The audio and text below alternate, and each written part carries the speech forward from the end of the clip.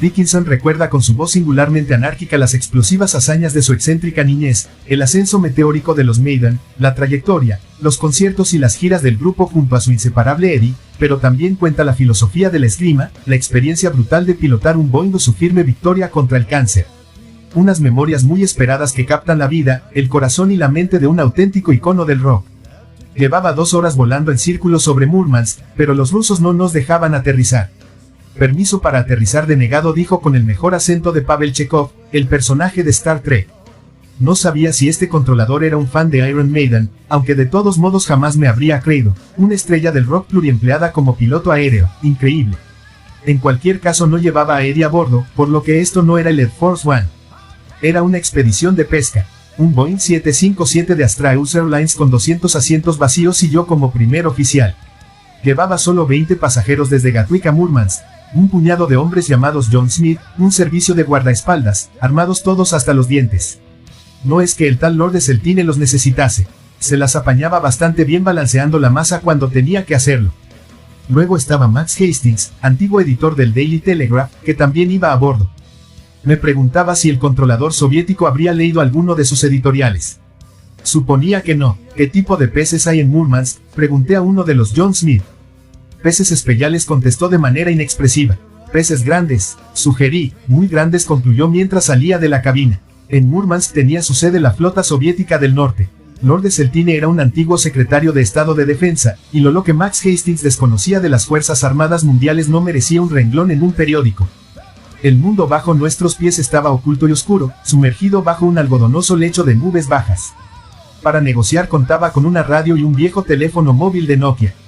Increíblemente, captaba una señal a la mitad de cada patrón de espera, y pude escribir a nuestra compañía aérea para que hablasen con Moscú a través de la embajada británica. Sin teléfono por satélite, ni GPS, ni iPad, ni Wi-Fi. Como le dice James Bond a Q al principio de Skyfall, una pistola y una radio. No es exactamente Navidad. Después de 2 horas dando vueltas en círculos, físicos y metafóricos, las reglas del juego cambiaron. Si no se van, los derribaremos. Algún día, pensé mientras dábamos media vuelta y nos dirigíamos a Ivalo, en Finlandia, debería escribir un libro sobre esto. Capítulo 1. Nacido en el 58, los sucesos que se van sumando para dar forma a una personalidad interactúan de una manera extraña e impredecible. Era hijo único y fui criado por mis abuelos hasta los 5 años. Lleva tiempo descubrir las fuerzas dinámicas de las familias, y a mí me llevó mucho tiempo darme cuenta. Comprendí que mi educación fue una mezcla de culpa, amor no correspondido y celos, aunque todo cargado de un abrumador sentido del deber, de obligación de hacerlo mejor. Ahora entiendo que no había mucho afecto, pero sí una razonable atención a los detalles. Dadas las circunstancias, pudo irme peor. Mi verdadera madre era una mamá joven casada en el momento oportuno con un soldado un poco mayor. Él se llamaba Bruce. Mi abuelo materno tenía la misión de vigilar las actividades de cortejo de la pareja, pero no tenía la suficiente capacidad crítica, mental ni moral, para estar a la altura de esa tarea. Sospecho que simpatizaba en secreto con los jóvenes amantes. No era ese el caso de mi abuela, a quien un rufián le había robado a su única hija, y ni siquiera uno del norte, sino un intruso de las tierras bajas y desoladas, salpicadas por gaviotas, de la costa de Norfolk. Este de Inglaterra, pantanos, marismas y ciénagas. Un lugar que fue durante siglos el hogar de los inconformistas, de los anarquistas, de los mendigos útiles para el trabajo y de la existencia ganada a duras penas arañando la tierra recuperada. Mi madre era menuda, trabajaba en una zapatería y había ganado una beca para estudiar en la escuela del Royal Ballet, pero su madre le prohibió marcharse a Londres. Cuando se le negó la oportunidad de vivir su sueño, cumplió el siguiente sueño que se le presentó, y con él llegué yo. Me quedaba mirando una foto suya, en puntas, probablemente con 14 años. Parecía imposible que ella fuera mi madre, una aspirante estrella chispeante y llena de alegría ingenua. La foto sobre la repisa de la chimenea representaba todo lo que podría haber sido. Ya no quedaba en ella ni rastro de la danza, ahora todo era deber, y algún que otro gin tonic. Mis padres eran tan jóvenes que me resulta imposible decir qué habría hecho yo si los roles se hubieran invertido. La vida consistía en educar y salir adelante, más allá de la clase obrera, pero trabajando en varios empleos. El único pecado no fue esforzarse mucho. Mi padre se tomaba muy en serio la mayoría de las cosas y lo intentaba con ahínco. Miembro de una familia de 6, era el vástago de una campesina, que fue obligada a servir con 12 años, y un astuto constructor local y capitán motero del equipo de fútbol de Great Yarmouth. Los grandes amores de la vida de mi padre fueron la maquinaria y el mundo de los mecanismos, la medición del tiempo, el diseño y el dibujo lineal. Le encantaban los coches y conducir, aunque consideraba que las leyes sobre velocidad no iban con él, como tampoco los cinturones de seguridad ni el conducir borracho. Cuando perdió el permiso de conducir, se alistó como voluntario en el ejército. A los voluntarios se les pagaba mejor que a los que eran reclutados, y el ejército no parecía quisquilloso con respecto a quién conducía los jeeps. Con el permiso militar de conducir recuperado al instante, sus talentos de ingeniería y su habilidad lo condujeron a un trabajo en el que se trazaban los planos para el fin del mundo. En torno a una mesa, en Düsseldorf, dibujaba con cuidado los círculos de megamuertes que se esperaban en el anticipado apocalipsis de la Guerra Fría. El resto del tiempo lo debía de pasar bebiendo whisky para ahogar el aburrimiento y la desesperanza de todo aquello, imagino. Mientras aún estaba alistado, mi bailarina madre de aspecto desvalido se enamoró perdidamente de este corpulento campeón de natación, mariposa, nada menos, de Norfolk. Como vástago no deseado del hombre que le robó a su única hija, yo representaba al engendro de Satanás para mi abuela Lily, pero para mi abuelo Austin era lo más parecido a un hijo varón que jamás tendría. Los primeros 5 años de mi vida fueron de hecho in loco parentis. Mi primera infancia transcurrió de manera bastante aceptable. Hubo largos paseos por el bosque, madrigueras de conejos, inolvidables puestas de sol invernales y brillante escarcha que relucía bajo el cielo púrpura. Mis verdaderos padres habían estado viajando y trabajando en una serie de clubes nocturnos con su espectáculo de perros artistas, con caniches, aros y mallas. Imagínate, el número 52 de la calle Manton Crescent estaba pintado de blanco. Era una vivienda adosada de protección oficial estándar, construida en ladrillo. Manton Colibrí era una profunda mina de carbón y allí trabajaba mi abuelo. Mi abuelo fue minero desde los 13 años. Como era demasiado pequeño para ser legal, mintió de manera astuta y descarada sobre su edad y su altura, que no era mucha, como la mía. Para sortear la legalidad, según la cual se era lo suficientemente alto como para bajar al pozo si el cordón de la linterna no arrastraba por el suelo mientras se la llevaba sujeta en el cinturón, él le hizo un par de nudos al cordel. Estuvo a punto de ir a la guerra, aunque no llegó a traspasar la puerta del jardín. Estaba en el ejército territorial, voluntario a tiempo parcial, pero como la minería del carbón se consideraba una ocupación esencial no tuvo que luchar. Así que allí se quedó de pie con su uniforme, listo, mientras su pelotón se marchaba a Francia a luchar. Fue uno de esos momentos propios de Regreso al Futuro, en el que el hecho de abrir la puerta del jardín e irse a la guerra con sus compañeros habría evitado que sucedieran muchas cosas, incluido yo. Mi abuela se plantó desafiante, con las manos apoyadas en las caderas, delante de la entrada principal. Si te vas, maldito, no estaré aquí cuando vuelvas, dijo. Él se quedó, la mayoría de su regimiento jamás regresó. Con un minero por abuelo, conseguimos la vivienda protegida y el carbón gratis, y el arte de hacer que el fuego del carbón calentase la casa me convirtió en un pirómano de por vida. No teníamos teléfono, nevera, calefacción central, coche ni un inodoro dentro de la casa. Les pedíamos prestada la nevera a otros y teníamos una pequeña despensa, húmeda y fría, que yo evitaba como la peste. La cocina consistía en 2 placas eléctricas y un horno de carbón, aunque la electricidad era vista como un lujo que debía evitarse a toda costa. Teníamos una aspiradora y mi aparato favorito, un escurridor, compuesto por 2 rodillos que exprimían el agua de la ropa lavada. Un mango gigantesco hacía girar la máquina, mientras las sábanas, las camisas y los pantalones caían en un cubo después de ser estrujados por los rodillos. Había un baño portátil de plástico para mí, puesto que mi abuelo se lavaba en los aseos de la mina antes de llegar a casa. A veces regresaba a casa desde el pub, apestando a cerveza y cebolla, y se metía en la cama junto a mí, roncando ruidosamente. A la luz de la luna, que atravesaba las finas cortinas, podía ver las tristes cicatrices que adornaban su espalda, recuerdos de una vida bajo tierra. Teníamos un cobertizo en el que se martilleaban y golpeaban trozos de madera, ni idea de para qué, aunque a mí me servía como escondite. Se convertía en una nave espacial, en un castillo o en un submarino. En el pequeño patio había 2 viejas traviesas de ferrocarril que servían como velero, desde donde solía pescar tiburones que vivían en las grietas del hormigón. Había un huerto y unos efímeros crisantemos que se esfumaron una noche de hoguera en la que se extravió un cohete. No teníamos mascotas, salvo una carpa dorada llamada Peter que sospechosamente vivió durante mucho tiempo. Sin embargo, algo que sí tuvimos fue un televisor. La presencia de este televisor reorientó toda mi temprana existencia. A través del cristal de la pantalla, de 7 u 8 pulgadas, en blanco y negro granulado, aparecía el mundo entero. Funcionaba con válvulas, necesitaba varios minutos para calentarse y cuando se apagaba, la luz se desvanecía de forma lenta y prolongada, lo que se convertía en un acontecimiento digno de ver por sí mismo. Poseía tanta mística que recibíamos visitas para ver el aparato en sí, para acariciarlo, ni siquiera para ver la televisión. En la parte frontal se ocultaban unos botones y diales que giraban a modo de cerraduras de combinación y seleccionaban los dos únicos canales disponibles. Al mundo exterior, es decir, cualquier lugar fuera de Workshop, se accedía principalmente a través de cotilleos, o del Daily Mirror. El periódico se utilizaba siempre para encender el fuego y normalmente yo veía las noticias con 2 días de retraso, poco antes de que fuese enviado al infierno. Cuando Yuri Gagarin se convirtió en el primer hombre en ir al espacio, recuerdo que miré la foto y pensé, ¿cómo se puede quemar esto?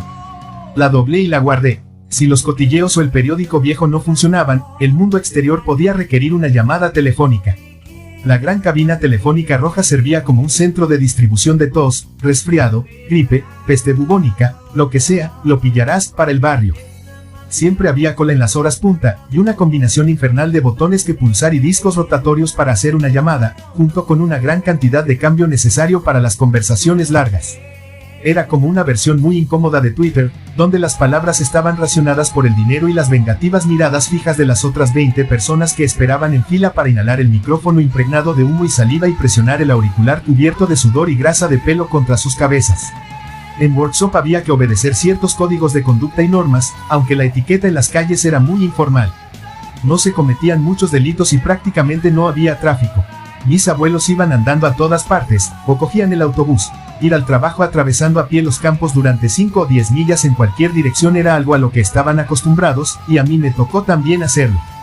Todo el vecindario estaba en permanente estado de trabajo por turnos. Si las cortinas de la planta alta estaban echadas durante el día, significaba, pasa de puntillas, minero del carbón dormido. Si estaban cerradas las cortinas del salón, apresúrate, fallecido amortajado para inspección. Esta práctica macabra era bastante popular si se daba crédito a mi abuela. Me sentaba en nuestro salón permanentemente helado, con un silencio mortal, decorado con medallones de latón de los que adornan a los caballos y con candelabros pendientes de pulir e imaginaba dónde podría yacer el cuerpo.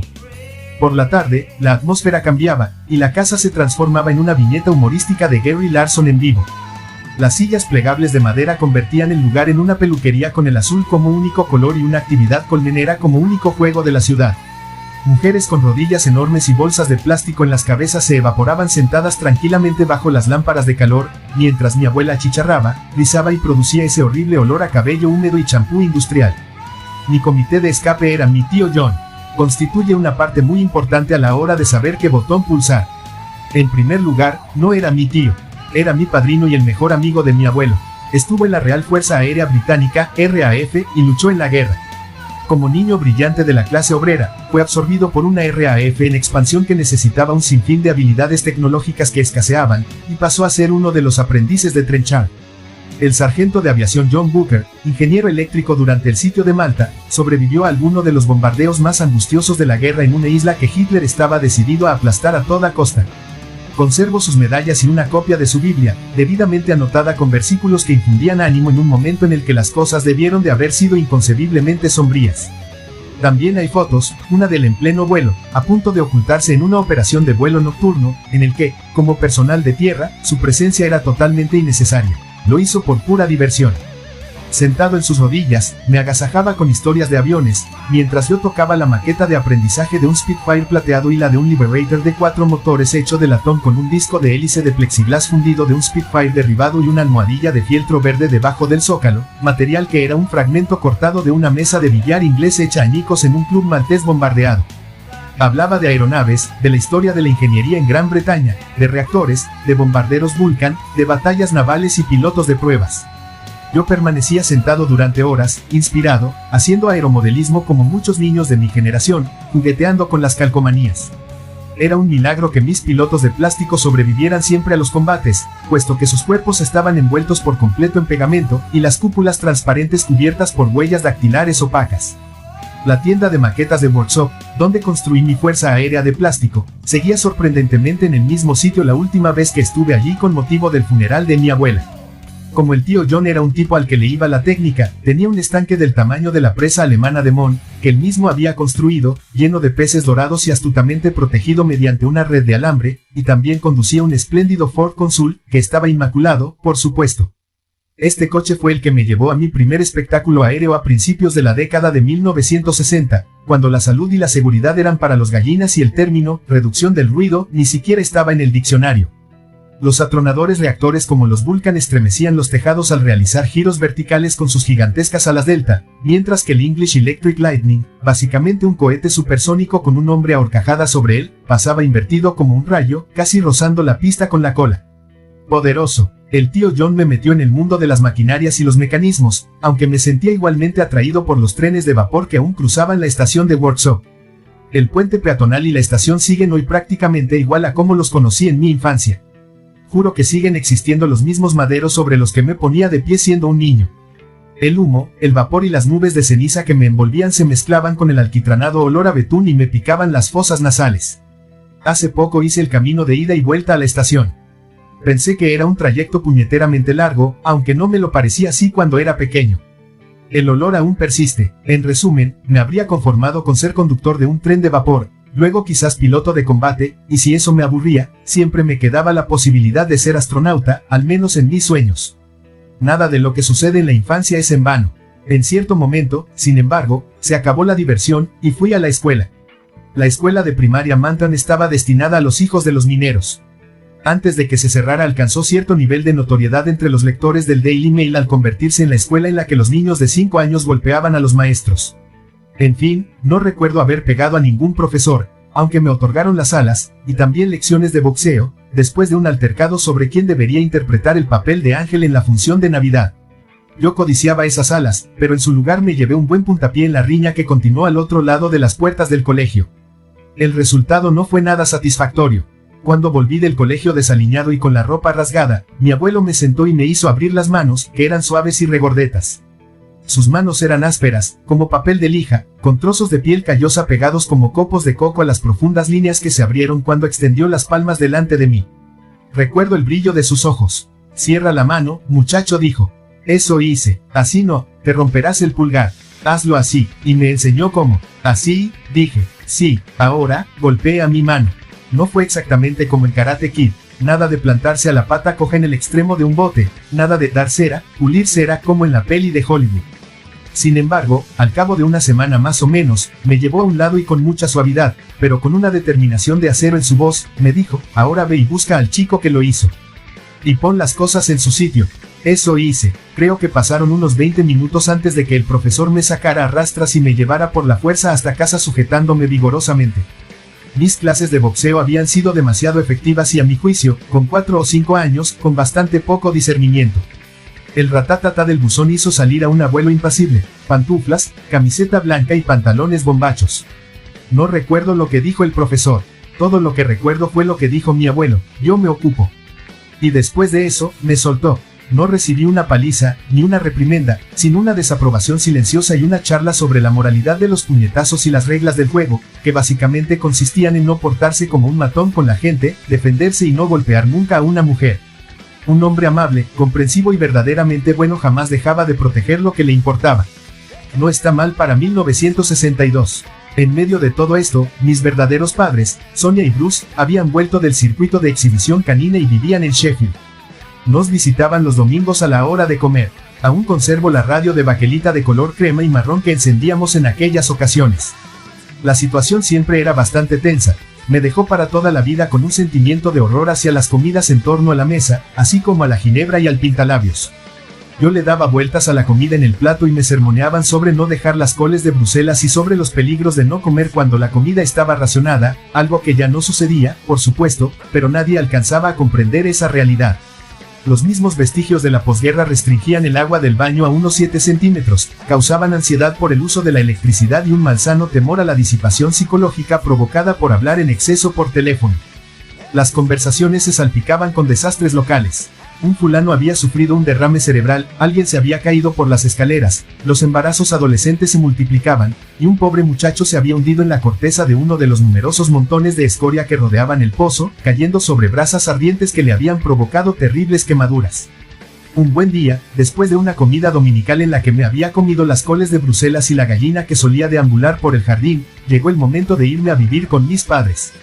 En el coche del tío John siempre me sentaba en el asiento del copiloto, pero ahora iba detrás, mirando fijamente por la ventana trasera, mientras los primeros 5 años de mi vida se iban quedando atrás al doblar la esquina.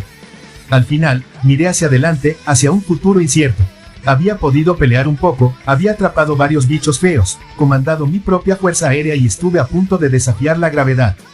No podía ser tan difícil vivir con los padres, no. Always take your time.